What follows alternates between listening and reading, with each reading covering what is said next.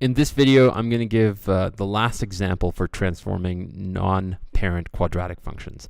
So this is example 4 to carry on with that trend. And so here, I'm going to say f of x is equal to negative 3 x plus 2 squared plus 4. I'm going to transform to g of x, and the transformations to go from f to g are the following. The first, I'm going to say it's a reflection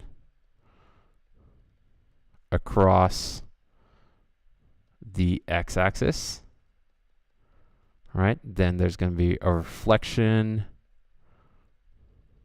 across the y-axis. There's going to be a stretch in the x direction by, I'm going to say 2. And then there's going to be a stretch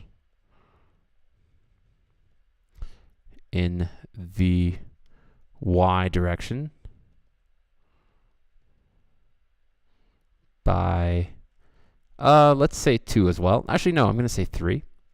And then finally, we're going to translate by negative 5 and 2. And that's it. So in other words, to go from f to g, we have to perform these transformations. And the question is always is find an expression for g of x.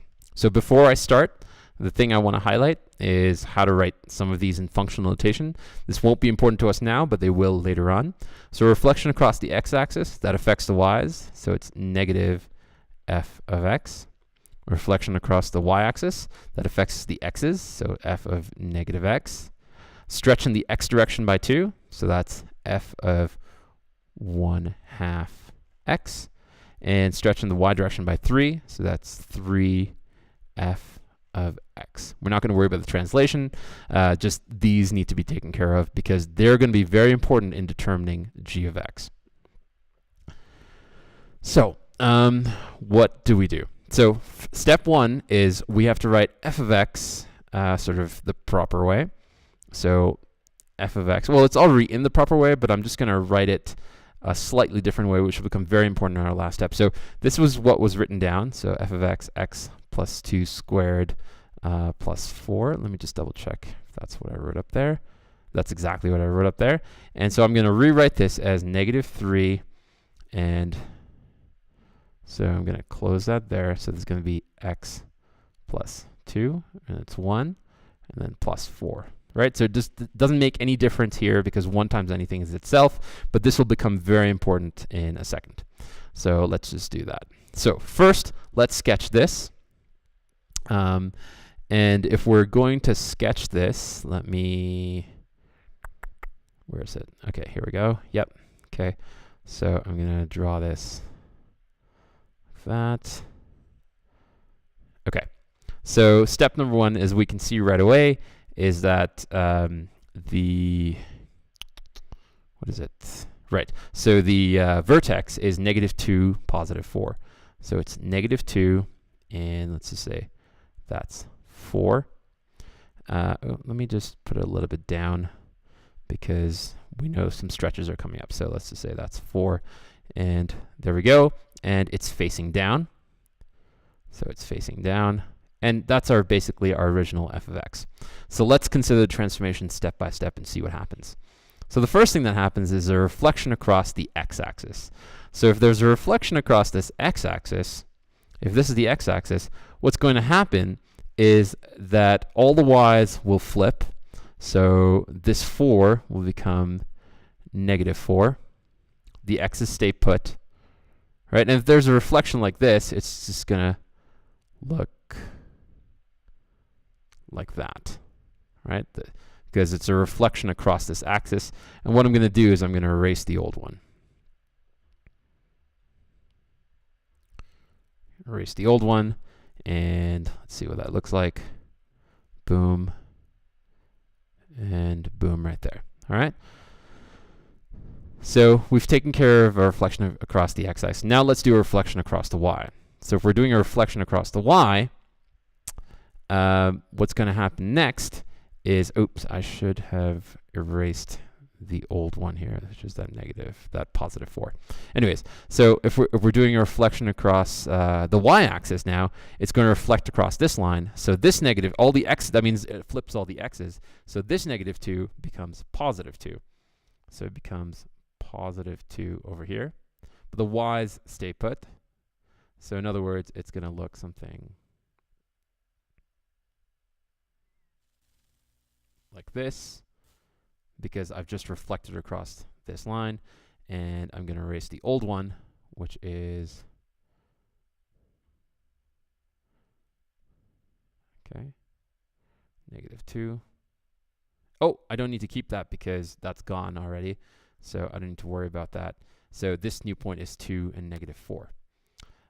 So then it means I've taken care of the reflection there. So that's gone. Now, a stretch in the x direction by 2, which means all the x's get multiplied by 2. So this 2 gets multiplied to 4.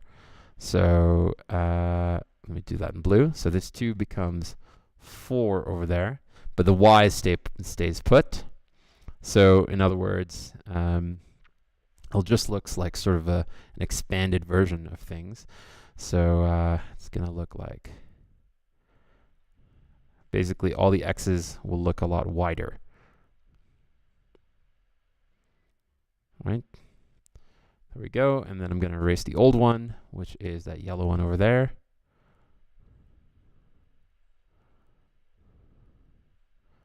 And also I'm going to erase that negative 2. Let me just reconnect these. So I'm just going to connect them there, connect that there. And this value here is negative 4. So we have that there. So we've stretched everything by a factor of 2. Next, stretch in the y direction by 3. It means all the y's get multiplied by 3.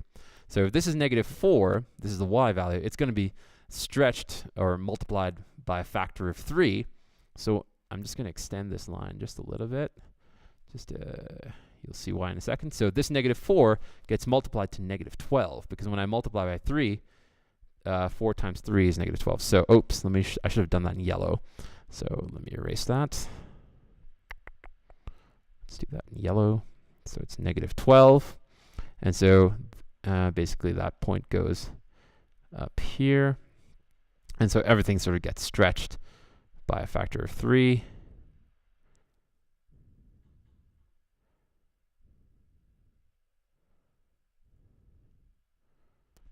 The x's don't change. That's why I sort of went through the same point of the x's last time. And what I'm going to do is erase the older function, the older transformation. Boom. So let's connect this right there. Okay.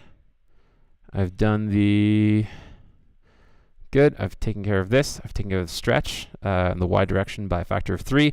And finally, translate left 5 and up 2. So left 5 and up 2. So if this is 4 and it's moving left 5, it's going to move to negative 1. So we know this is going to move to negative 1. And then up 2, which means it's going to go up to negative 10. Negative 10. So this is where the vertex is going to be.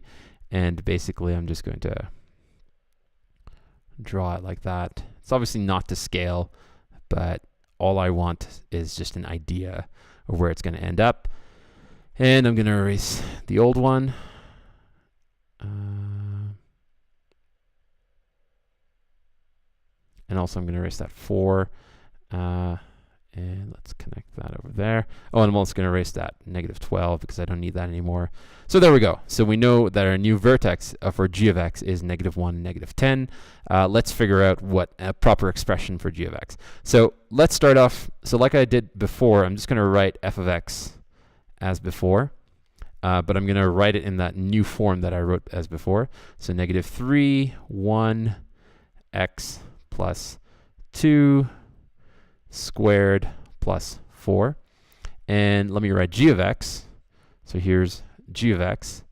And I'm going to write it like that. Again, I'm going to put a bracket like that. So I know that, for example, that this is moved 1 to the left, so it's going to be x plus 1, close there, squared, and then minus 10. Okay? So our next thing that we have to do is we have to figure out the coefficients here and the coefficient there. And we're going to do that based on that initial work that I did before. So we know, for example, what affects the y's are the reflection across the x-axis here and a stretch in the y direction by 3. So it's going to be negative here and 3. So in other words, we're going to multiply all the negatives, or all the y's rather, by negative 3. So if I go down here, this was originally negative 3. That's just a coincidence at negative 3. We're going to take this and multiply it by negative 3. Because what it means is we're doing a reflection across the x-axis and multiplying all the y's by 3. Again, it's just a pure coincidence that this negative 3 happens to equal to that negative 3. But all we're going to do is that we're going to take our original negative 3 and multiply that by negative 3. Next, we have to take care of the x's. So for the x's, if you observe over here, what's going to affect the x's? This reflection across the y-axis. So that's going to be a negative here. And a stretch in the x direction, and as we see, that's f of half, so that's going to be half. So really what we have to do is multiply everything by a negative half. This, again, just in functional notation. So this 1 over here that I have is that's going to be multiplied by negative 1/2. So negative 3 times negative 3, well, that's positive 9. And 1 times negative half, well, that's negative 1/2. And now what we have to do is figure out what our final expression is going to be. So this g of x, that 9 remains outside. This 9 is not being squared, but this negative half over here is being squared. So let's take care of that first. So negative half squared is going to be positive 1/4. Excuse me. And this x plus 1 is also going to be squared, so that we're just simply going to write that as x plus 1 squared. So observe what I've done is I've squared basically whatever was on the inside. So this negative half got squared, and that's why it's 1/4. And this x plus 1 also got squared, so that's why it's x plus 1 squared. And observe that there's no square outside this bigger bracket anymore because I've already done the squaring. And then it's minus 10. Now, the reason why I wanted that was I just want one square and I want like one simple coefficient. Now, what this means is 9 times 1/4 times that. So another way to write it is simply 9 over 4, because 9 times 1/4 is 9/4, and that simply gets multiplied by x plus 1 squared minus half, minus 10, and there we go. So this is our final expression for g of x, which is 9/4 times x plus 1 squared minus 10. That's it for this set of videos on transforming non-parent functions. I'll see you in the next set of videos.